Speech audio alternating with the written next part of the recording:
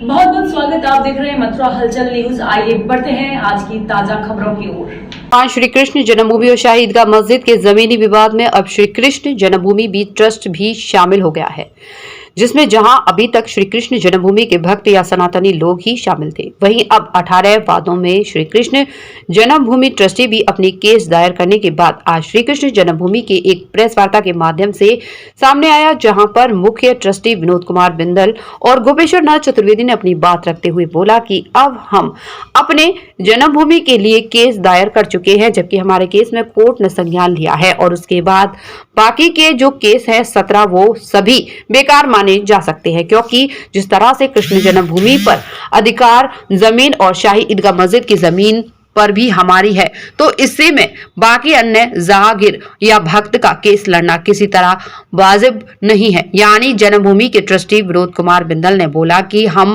अपनी सारी तैयारी करने के बाद अपना केस दायर किया है और अब हम चाहते हैं कि बाकी जितने केस दायर हैं उन्हें अपनी याचिका केस वापस लेने चाहिए, और अगर वो भगवान श्री कृष्ण की जमीन को वापस लाना चाहते हैं तो उन्हें हमारे साथ खड़ा होकर हमारे केस में ही साथ में आना चाहिए, जबकि कागज में हम ही सच्चे वादी हैं और बाकी सब तो बेकार है, क्योंकि अगर शाही ईदगाह हटी तो वो मिलेगी तो हमको ही, जबकि 18 केस होने के कारण ईदगाह पक्ष को हमारे केस को कमजोर करने में मदद मिलेगी।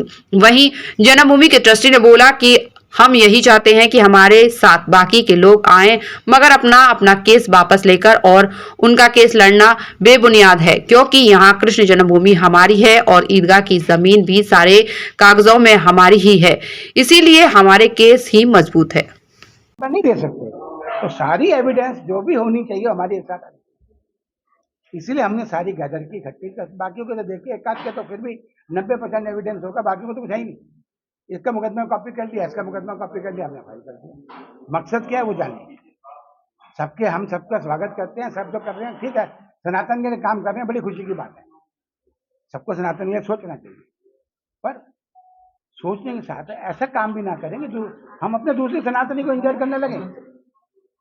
हम सबको ये जानना चाहिए कि हम संगठित होकर काम करें। अगर जो उन लोगों को सच्चा उनका मन है तो सब लोगों को अपने मुकदमे विड्रॉ करके हमारे मुकदमे में साथ में शामिल होना चाहिए। जब हमारा संगठन होगा, आज तक संगठन सनातन के टूटने का कारण नहीं कि हर आदमी अपने अपनी जगह खड़ा होकर चलते लगता है। क्यों नहीं एक बड़े प्लेटफॉर्म के नीचे हम चलते हैं? सबको मालूम है हमारा कौन सा प्लेटफॉर्म है, किसी को छुपा तो नहीं है ना। उन्होंने हमको पार्टी बनाया है, सबने मुकदमा क्यों बनाया वो भी जानते, मालिक तो यही है। जब आपको मालिक पता है, मालिक है, और मालिक आके खड़ा हो गया आपके साथ में, तो आप तो पीछे फिर क्यों ऐसे फालतू के मुकदमे चला रहे हो? किसका टाइम खराब कर रहे हो? दूसरे पक्ष को मजबूती दे रहे हो, क्योंकि सबके मुकदमों में अलग अलग कोई ना कोई कमी देख के वो जीत जाएंगे, जो आज तक होता है। तो सनातन की कमजोरी को ना जानते जो आज तक होता रहा है, वो फिर वही काम करना चाह रहे हैं। मेरी सबसे निवेदन है, प्रार्थना कर बद प्रार्थना, सब लोग हमारे साथ रहे, अपने मुकदमे वापस ले लें। क्या जो उसमें उनको मुकदमे में, किसी के मुकदमे में कोई ऐसी चीज नहीं है जो हमारे मुकदमे में नहीं है। जितने भी पक्षकार हैं उन सभी पक्षकारों से क्या आपकी बात हुई? हमारी किसी से बात नहीं है, अभी तक हम स्टेज पर गए भी नहीं। क्या कोई ऐसी वार्ता की जाएगी? नहीं, ऐसा वार्ता की नहीं जाएगी। मेरा कहना है मैं क्यों करूं लीड? क्या उनको नहीं लेना चाहिए लीड? अपने आप हर आदमी अपने अपने आप आए। मैं सच्चा, ये सच्चे, आप सच्चे, सब पूरा समाज सच्चा हो गया। क्या जरूरत है मैं इकट्ठा होकर बैठ के भी हम सच्चे हो जाते हैं? हम नहीं, सब अपने अपना तय करें। मेरी प्रार्थना में आप लोगों के माध्यम से मैं उनको कन्वे कर रहा हूँ, बात कर रहा हूँ। अभी आपके जो केस चल रहे हैं उनकी क्या स्थिति है सर? अभी तो कंसोलिडेशन है, ट्रायल भी शुरू नहीं हुआ, अभी तो सबकी प्लीडिंग चल रही है। ये होगा, इकट्ठे नहीं होगा, दूसरा पक्ष कर देता जाके। उसने 18 मुकदमे इकट्ठे कर दिए। ईदगाह पक्ष ने सुप्रीम कोर्ट में चैलेंज किया, 18 मुकदमे इकट्ठे कर दिए। क्यों कर, ये क्यों हो गया? अरे 18 के मुद्दे एक ही मुकदमे पे आ जाओ ना, कोई बात ही खत्म हो गई। वो मुकदमा आपने सुप्रीम कोर्ट में खत्म हो गया, ट्रायल शुरू हो जाएगा। उन लोगों का कहना ये है कि आप लोगों ने कोई एक्शन नहीं लिया जिसके ऐसा जी, एक बात रही जो आपकी और भाई साहब आपकी बात सुनिए मेरे, आप पर वो लोग भरोसा कैसे करें? कैसा है जी? हमने कोर्ट में मुकदमा किया, तो कोर्ट में भरोसा करो ना। पिटीशन मैंने फाइल की है ना हमने। अब तो मैं कह नहीं रहा, मैं करूंगा, मैं कर चुका, वो सामने है। लेकिन उनके बाद आप जागे हो मैंने अभी आपसे शुरू में ही कहा कि हर चीज की पॉसिबिलिटी टाइम पर तय किया जाता है। ये दंगल नहीं है कि कूद के हमने चलाने लगा। अपनी अपॉर्चुनिटी कैसे? हमने अपने सारे एविडेंस कलेक्ट करके प्रॉपर पिटीशन बना के उसको फाइल किया। उस टाइम पे फाइल किया जिस टाइम फाइल करने की जरूरत थी। मेरी पिटीशन को एडमिट किया गया है, इसका मतलब टाइम बाढ़ नहीं थी। मेरी पिटीशन पे सुनवाई शुरू हो गई है, उसका मतलब मैं पार्टी हूँ। एक पीरियड आपको मिलता है 30 दिन का, तो 30 दिन में पहले दिन करूँ या तीसरे दिन करूँ, आपको फर्क नहीं पड़ता। उस टाइम स्पैन के अंदर मेरी पिटीशन जानी थी तो गई है, और पहले दिन फाइल करके गया तो बाकी 29 दिन तो मैं गिनता ही नहीं, ये तो खाएंगे नहीं, तो कोई बात नहीं। तो इतने दिन बाद कैसे लगा आपको कि अब दायर करना चाहिए? इतने दिन हमने बाद आपने पहले देखिए, अभी देखिए, इसके पहले भी मुकदमे दायर होते रहे हैं। एक ऐसा है कि सुप्रीम कोर्ट के अंदर या हाई कोर्ट के अंदर मुकदमा पहले दिन फाइल नहीं होता, और फाइल करने से मुकदमा नहीं हो जाता। जिस टाइम उसकी प्रोसीडिंग्स को शुरू करने का टाइम आता है, जब तक टाइम होता है, उस टाइम के अंदर हमने मुकदमा फाइल कर दिया। 68 में समझौता हुआ था, उसको आप किस तरीके से देखते हैं? पहले बेसिक इशू को समझे, मैं आपके सब सवाल का जवाब दूंगा, बैठ के जाऊंगा, ऐसा कुछ नहीं।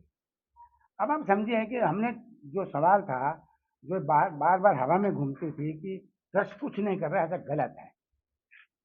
अगर जो मेरे पास में पड़ोसी मुल्क अपनी सेना को लाके खड़ा कर देता है और हम चिल्लाने लगे, हम नहीं देखते, नहीं, हम अपनी पहले तैयारी करते हैं।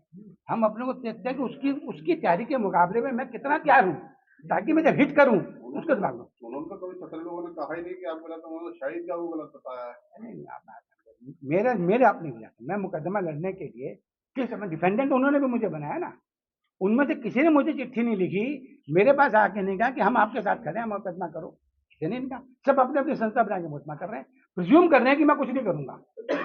जब मैं इतने बड़ी संस्था चला रही है ट्रस्ट, मंदिर तो हम चला रहे हैं ना, वो तो कोई मंदिर चला नहीं रहता, सारा कार्य तो हम देख रहे हैं, वो कैसे प्रिज्यूम करते हैं हम नहीं करेंगे। तो आपके लिए मुद्दा जिन लोगों ने दायर किया है वो मुद्दा है। सरल health care and diagnostic centre Mathura में पिछले 2 दशकों से आपकी सेवा में तत्पर है। गोल्ड मेडलिस्ट डॉक्टर रूपा अग्रवाल गोपाल द्वारा सभी प्रकार की जांचों की सुविधा, जैसे कि होल बॉडी MRI एवं CT स्कैन लेटेस्ट मशीन द्वारा, सभी प्रकार की 3D 4D अल्ट्रासाउंड, लेवल 2 एवं कलर डॉपलर जांच आधुनिक मशीन द्वारा उपलब्ध है। महिलाओं के स्तन संबंधित बीमारी की जांच अत्याधुनिक मैमोग्राफी मशीन द्वारा, हड्डियों की मजबूती की जांच डेक्सा मशीन द्वारा, समस्त प्रकार के एक्सरे एवं OBG मशीन द्वारा जबड़े की हड्डी का एक्सरे, मिर्गी रोगियों के लिए EEG, फेफड़ों की जांच PFT द्वारा, नसों की जांच NCV द्वारा एवं समस्त प्रकार के पैथोलॉजी जांचें और हेल्थ चेकअप पैकेज भी उपलब्ध है। सरल health care and diagnostic centre में मथुरा की प्रसिद्ध एवं वरिष्ठ डायबिटीज रोग विशेषज्ञ डॉक्टर आशीष गोपाल द्वारा डायबिटीज, थायराइड एवं मोटापा जैसी बीमारियों का इलाज हुआ आसान। डायबिटीज रोगियों के लिए जांच, रेटिना स्कैन, फुट प्रोफाइल एवं 14 दिनों ग्लूकोज मॉनिटरिंग आदि उपलब्ध है। डायबिटीज रोगियों के लिए इंसुलिन प्रयोग की विधि एवं डाइटिशियन द्वारा खान पान की सलाह, हृदय की जांच ECG, इको, TMT एवं 24 घंटे होल्टर मॉनिटरिंग की सुविधा उपलब्ध है। आर्याना वेलनेस फार्मेसी द्वारा मथुरा शहर में दवाइयों की फ्री होम डिलीवरी की सुविधा भी उपलब्ध है। अब रोगियों को मथुरा से बाहर जाने की जरूरत नहीं। सरल health care and diagnostic centre सभी प्रकार की जांचों एवं डायबिटीज, मोटापा तथा थायराइड बीमारियों का संपूर्ण समाधान केंद्र है। तो आज ही संपर्क करें। हमारा पता है सरल health care and diagnostic private limited, Radhika Vihar phase 2, highway plaza के पास, मथुरा। दूरभाष संख्या 8477075000 या 8477076000।